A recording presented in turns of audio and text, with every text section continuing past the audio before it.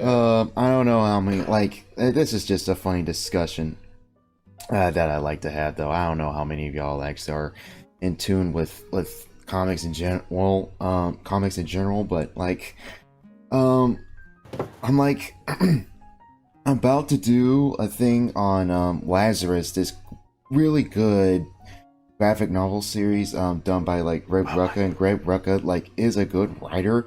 He wrote a pretty good run on Punisher and stuff, and I haven't thought like about Lazarus in years. uh, Greg is a I massive, heard like him and several other writers and some good writers for that matter are like massive Spergs. So it like kind of sucks though, like especially when their works are genuinely good. So I'm like, well, that's kind of silly. And I think I heard about yeah, go ahead. Lazarus once when I was trying to find good American graphic novels, like you know, and I was looking into it and it seemed pretty interesting. Then I looked into the authors and apparently they're like massive fucking uh, lefty fags They who are. Greg yeah, legit. and they're When one note and one of the issues of Lazarus, and I forgot which one it was, I remember I was just like, dude's literally spurging about Trump. And I'm like, yeah. really, dude? Like, come on. Which really sucks because Lazarus is really good. Like, it is a genuine good comic. Like, it's a good dystopia book. And, like, focusing on, like in a world of different families that are like very powerful because there's no government. It's just massive corporations run by small families, and each family owns like a different like district or a different part of the world. Each of them run it differently. One runs it like well Hey guys, enough. I'll be right back. All right, one runs it well enough while the others would run it like 1984. It's really cool, and you have like back and forth with that, as well as this cool personal story with the main character and stuff like that. And like, ugh, it's just great. It's just it soils it a bit knowing that Greg Gress is massive moron.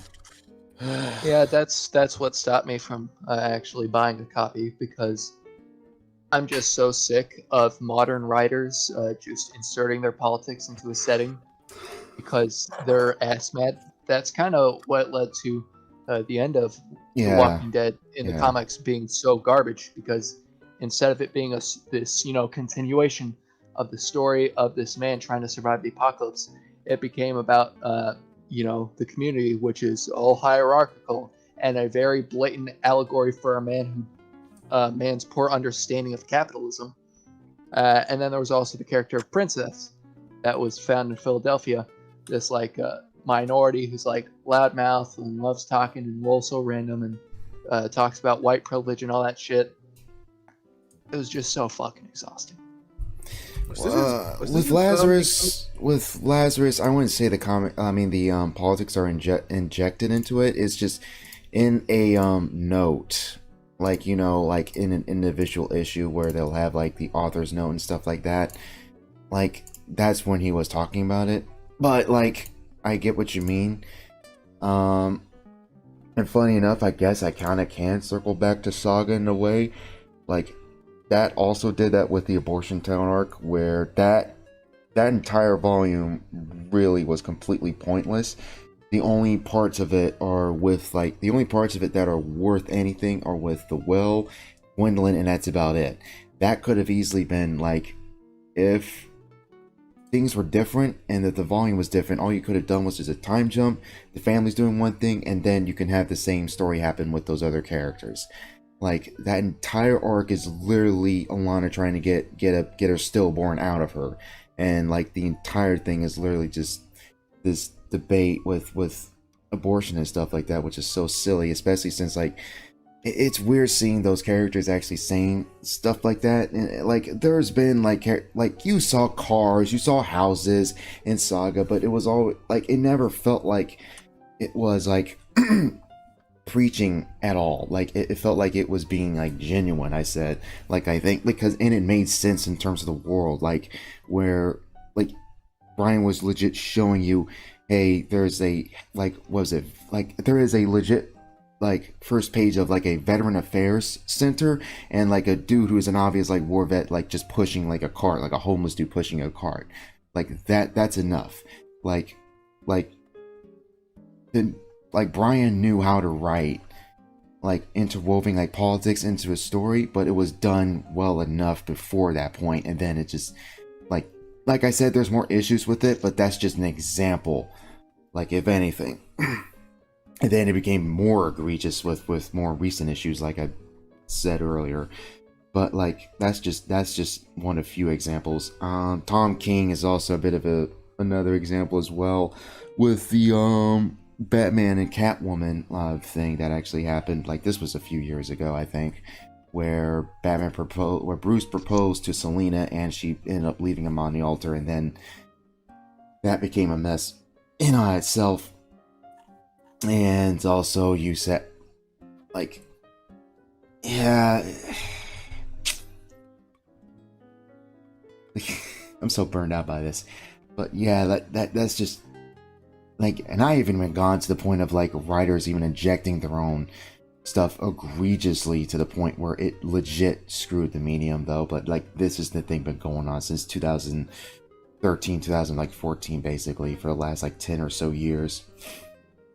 And it's become more and more egregious, and it's literally like a parasite of manga. They're just like trying to hide their numbers, basically, and they're barely selling at all. But compare that to French media, compare that to other media as well. It's like it's selling like hotcakes over in Europe, but not here, which is a real shame. Luckily, indie stuff is doing well from the looks of things, but like those big dudes are definitely tanking, though. Fingers crossed for Ripperverse, but like, we'll see how that turns out. I guess tangent over for me if y'all want to interject. I know I know Air July, like I heard like his sales are doing pretty good though. Yeah, he's in the millions right now. That's how many people backed his stuff at this point. Yeah, because I think he's also making it apolitical, right? His comic is apolitical. Yeah. Or okay, yeah. Never let lefty comic book writers forget that Marvel, or actually Demon Slayer, a Japanese comic, outsold the entirety of the American comics industry. Mm-hmm. Yep. Those slant-eyed people from across the sea that they absolutely fucking despise.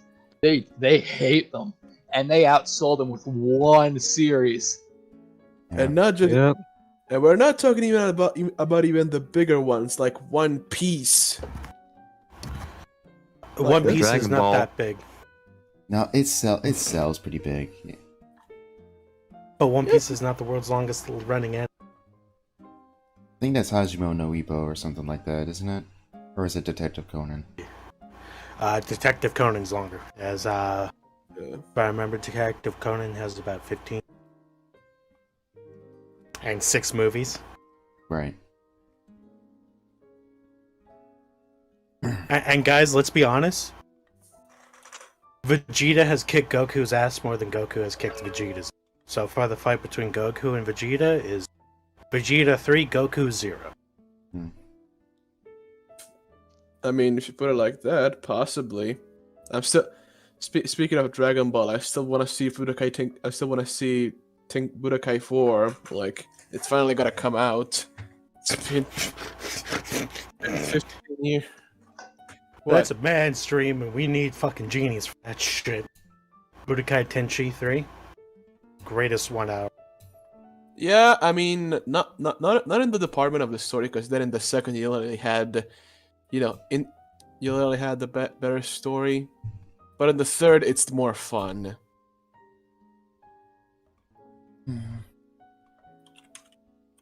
Like I said, I have no love for Dragon Ball. I hate the fans. They're extremely toxic as fuck. They're like, oh, but can he defeat Goku? Bitch, Goku's not even the strongest in his universe.